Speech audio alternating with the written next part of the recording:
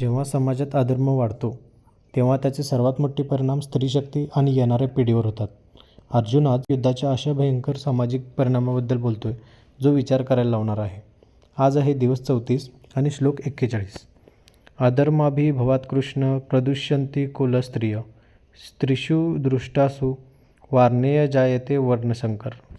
अर्जुन म्हणतोय, हे कृष्णा, जेव्हा अधर्म वाढतो तेव्हा कुळातील स्त्रिया दूषित होतात आणि जेव्हा स्त्रियांचे चारित्र्य धोक्यात येते तेव्हा वर्णसंकर म्हणजेच अनपेक्षित आणि संस्कारहीन पिढी जन्माला येते. मित्रांनो, अर्जुनाचा हा तर्क आपल्याला सांगतो की समाजाची प्रगती आणि नीतिमत्ता ही त्या घरातील स्त्री आणि संस्कारांवर अवलंबून असते. जर कुटुंबातील आधारस्तंभच डळमळीत झाले तर येणारी पिढी दिशाहीन होते.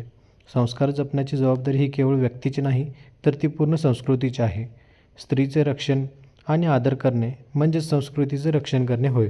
घरचे संस्कार टिकतात तेव्हाच एक सक्षम राष्ट्र घडते. उद्याचे दिवस 35मध्ये आपण पाहणार आहोत वर्णसंकर झाल्यामुळे कुळाला नरकाची प्राप्ती कशी होते. अशाच डेली गीताबोधासाठी आत्ताच मराठी गीताला फॉलो करा. जय श्रीकृष्ण.